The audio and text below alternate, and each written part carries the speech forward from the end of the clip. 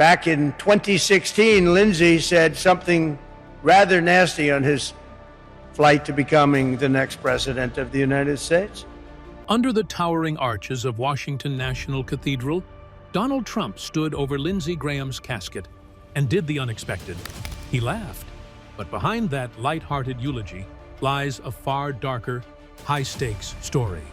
Within hours of Graham's sudden death, Trump launched a quiet maneuver, claiming a secretive final phone call, pushing a controversial agenda, and pulling the strings behind Graham's vacant Senate seat.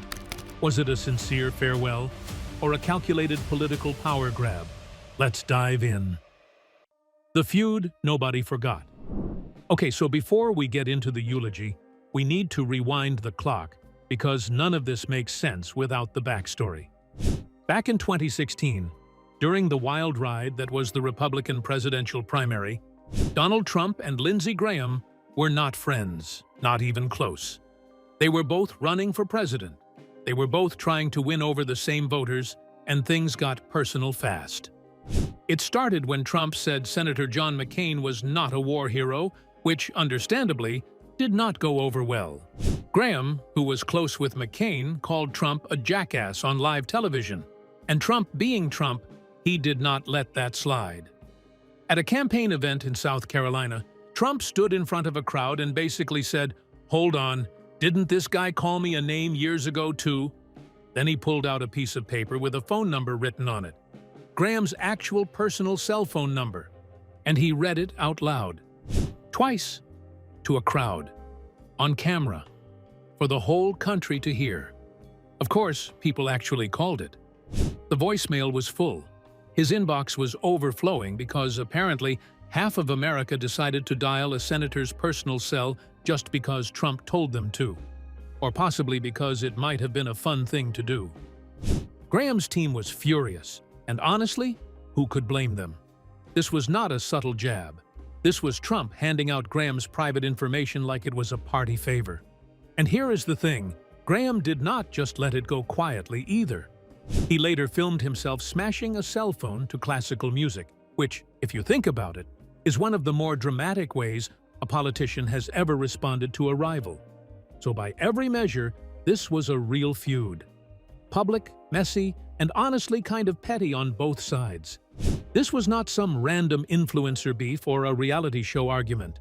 This was two sitting politicians, both actively campaigning for the most powerful job on the planet, and one of them decided the best comeback to an insult was doxing the other on live television. Graham's campaign manager at the time did not hold back either, putting out a statement basically saying Trump was proving he was not ready to be commander-in-chief. It was brutal, it was public, and at the time, absolutely nobody watching that rally would have guessed these two men would end up standing shoulder to shoulder for the next decade. So if these two hated each other enough for Trump to leak his phone number to millions of strangers, how in the world did they end up close friends, from enemies to allies? Here's where it gets interesting, because not long after that whole phone number disaster, something shifted. Graham actually met with Trump, and by his own account, the meeting went well enough that he handed Trump his brand new cell number. Yes, really. After everything that happened, Graham willingly gave Trump another number to dial. From there, the relationship kept building.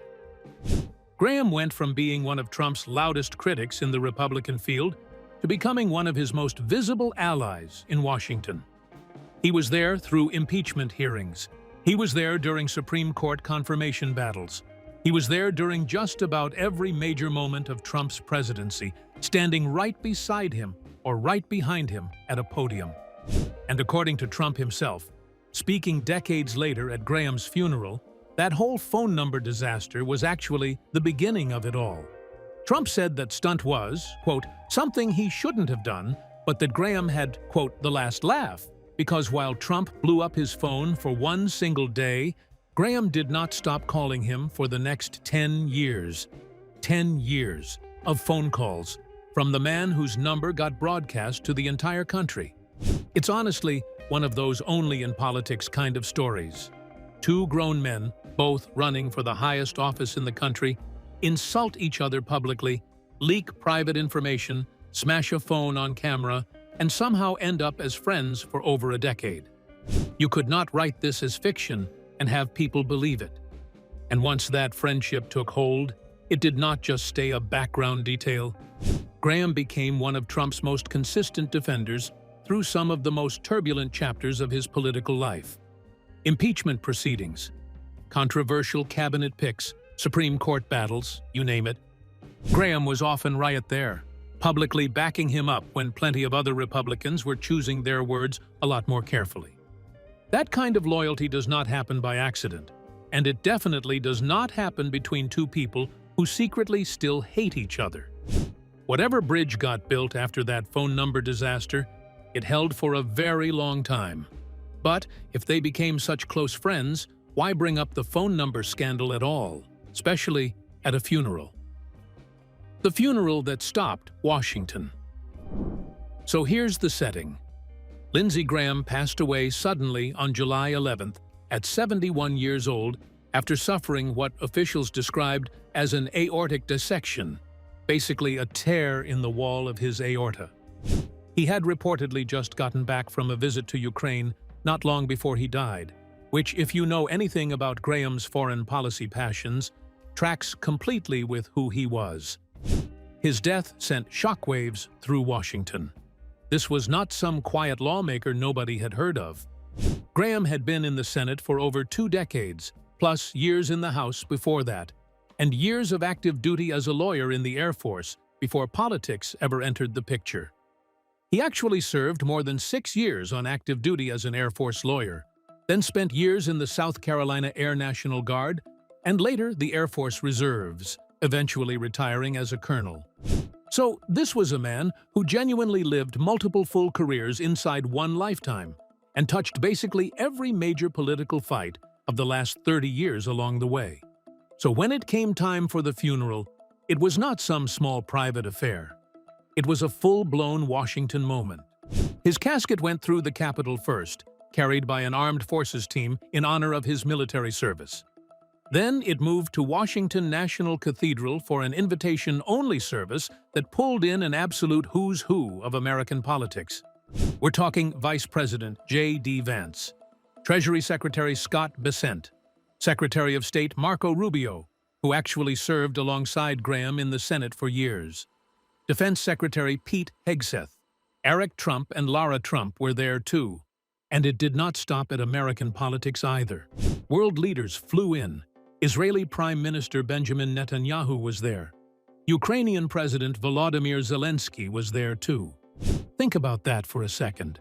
A funeral for a United States senator pulled in sitting heads of state from 2 different countries currently dealing with active conflicts. That tells you exactly how much global weight Graham actually carried behind the scenes. Fox News host Sean Hannity also delivered a eulogy that day alongside Graham's niece, Emily Boggs Roberts. And the coverage of the day made a point of noting just how personal some of these moments got.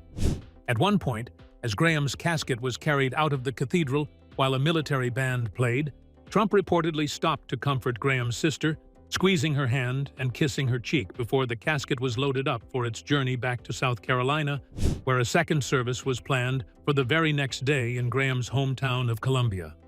And in the middle of all that, Trump got up to deliver the eulogy.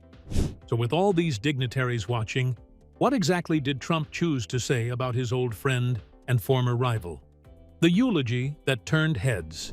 Trump opened by calling Graham a beloved friend, a devoted brother, a respected statesman, and a giant of the United States Senate. He said Graham was a true American original who left too soon. Pretty standard stuff for a eulogy, right? Then he kept going, and that's where it started to get a little less standard. Trump brought up the 2016 campaign directly. He recalled how Graham had said something rather nasty about him back then, and how he, Trump, responded by doing something he shouldn't have done. He then described sharing Graham's personal cell phone number with the millions of people who happened to be watching that particular day. He called it the beginning of a friendship in a way, and joked that Graham had the last laugh because he kept calling Trump for the next decade straight. Standing in front of Graham's actual family, in front of world leaders, Trump brought up leaking his best friend's phone number as a punchline. He praised Graham's decades of influence in Congress and his role defending Justice Brett Kavanaugh during his contentious Supreme Court confirmation hearing, calling that moment maybe Graham's finest hour in the Senate. He even threw in a joke, saying that virtually everyone, Republican or Democrat, liked Lindsey, before pausing and adding, "Well, not everybody, but it sounds good." He was a tough cookie. But the talk surrounding this eulogy wasn't just about what Trump said at the podium. It was about how he was using Graham's death to control the political narrative overall. Right around the time of the service, details emerged about a phone call Trump made to NBC's Kristen Welker on Meet the Press. On air, Trump claimed that he had spoken with Graham at 7 p.m. on the night he died, just an hour or two before emergency crews were called to his home. According to Trump, Graham was exhausted after landing from Ukraine, but was still frantically lobbying him on the phone to push the Save America Act, a controversial elections bill currently stalled in the Senate. Trump painted a picture of a devoted lawmaker using his final breath to push Trump's own legislative agenda. To plenty of critics and political observers, that story immediately raised eyebrows. The timeline felt remarkably tight, and the idea that Graham, fresh off a flight from a war zone and suffering acute cardiac distress, spent his final active hours frantically pitching election legislation felt almost too convenient for Trump's current political fights. Many argued Trump was effectively fabricating or exaggerating a tragic human moment into political leverage for a stalled bill, and Trump did not stop there. In that exact same interview with Kristen Welker, Trump was asked about who should replace Graham in the Senate. He revealed that he already had somebody in mind who would be great, though he claimed he wouldn't name them yet because it was too soon. That single comment sparked immediate backlash. Under South Carolina law, appointing a replacement senator belongs strictly to South Carolina Governor Henry McMaster. Yet, before the family had even laid Graham to rest, Trump was already publicly signaling that he intended to dictate the succession. Between cracking jokes at the pulpit and framing Graham's final hours around his own legislative agenda, critics argued Trump was doing what he does best, centering himself, shaping the narrative, and exerting maximum political pressure. But that was not even the moment that got the most reaction. Never saw a war he didn't like. Trump also called Graham, quote, extremely hawkish, and said, quote, he never saw a war that he didn't like. He followed it up by saying only Graham's true friends would understand that, and that Graham genuinely believed it was for the good of the country. Trump added that Graham felt in his bones that America's destiny was to win, and that his job was to make sure enemies would lose. Now, on one hand, this is very on-brand. Anyone who followed Graham's career knows he was one of the most hawkish voices in the Senate for years, always pushing for a strong military stance, always vocal about American power on the world stage. So, in a weird way, Trump was just describing who Graham actually was. But here's the thing. Saying that at a funeral, in front of the actual person's family, got mixed reactions. Fox News host Sean Hannity, who also gave a eulogy that same day, seemed to push back on the framing pretty directly. Hannity said Graham had been unfairly called a warmonger for years, and that it simply was not true. He said what Graham actually wanted was lasting peace in the Middle East, and that his real goal was getting every country in the region onto a path toward peace. Hannity even pointed to Graham's close relationships with leaders like Netanyahu and Zelensky as proof that his intentions were about stability, not conflict for the sake of conflict. There were also reports that Graham's own sister pushed back on the warmonger label in a separate conversation with Fox News, saying her brother did not love war. He loved peace and the end of war, but that sometimes war becomes necessary. And in later interviews after the service, when that same characterization came back up, Trump reportedly did not really respond to the pushback at all, just moved right along to the next question like the moment had not even happened. So you had two very different framings happening at the same funeral. Trump, joking that his friend simply loved a good fight. And people close to Graham, including his own family and his closest media ally, are insisting that framing missed the point of who he really was, and that his real legacy was chasing peace, not chasing conflict. It's a genuinely interesting split, because Hannity was not some random guest brought in to fill a speaking slot. He was one of Graham's closest friends in the media for years, someone who knew him well outside of the Senate floor. So when he specifically used his own eulogy to correct the record on the warmonger label, right after Trump had just leaned into that exact joke, it is hard not to notice the disconnect happening in real time, in the same room, on the same day. Either way you look at it, it is a lot to unpack for one eulogy. So knowing everything Trump said, and how people responded, what does this whole moment actually tell us? What it all adds up to? At the end of the day, what happened at that funeral is kind of the perfect encapsulation of the Trump and Graham relationship as a whole. Trump clearly considered Graham a real friend, someone whose loss hit him personally. And you could hear that in lines like calling him a force of nature he would miss greatly. But Trump also could not resist bringing up the most chaotic chapter of their history, the phone number stunt, as part of the tribute. And that tension between real grief and Trump's tendency to turn even solemn moments into something a little more colorful is honestly very on brand for both of these men.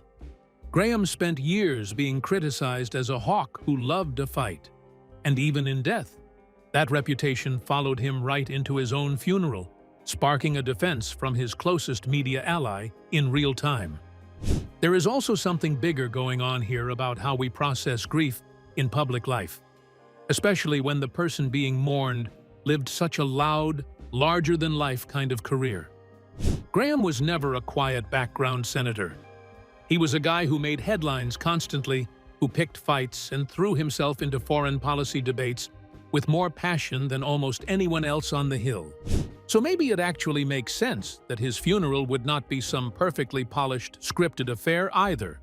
A few awkward jokes and a little bit of pushback from his own eulogy speakers is actually a pretty fitting send-off for a guy who spent his entire career being anything but predictable.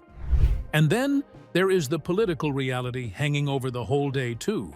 With Graham gone, there is already a race underway to fill his seat, with a field of candidates lining up for a special primary election, including a former governor, sitting members of Congress, and even Graham's own younger sister. Washington does not really pause for grief for very long, and even in the middle of honoring a 30-year career, the machinery of politics was already grinding forward toward whoever comes next. It also says something that this funeral doubled as a genuine moment of global diplomacy. You do not get sitting leaders from Israel and Ukraine flying into Washington for just anyone. Graham had spent years cultivating those relationships personally, showing up in those countries, picking up the phone, building trust, the old-fashioned way. So even in death, he was still pulling people together in a room, still creating a moment where allies from very different corners of the world sat side by side. That is not a small thing, and it is honestly a pretty rare thing for any single politician to pull off. So there you have it, the phone number scandal turned friendship origin story, the claims about a high-stakes final call, and the eulogy that had everyone talking. Two very different sides of one complicated political relationship, both on full display in front of the entire world. What do you think? Was Trump's memory of Graham's final phone call a genuine tribute to a dedicated senator? Or was it an opportunistic move to push a stalled bill and influence who replaces him? Drop your thoughts in the comments below. Hit that subscribe button if you want more stories like this one. And I will catch you in the next video.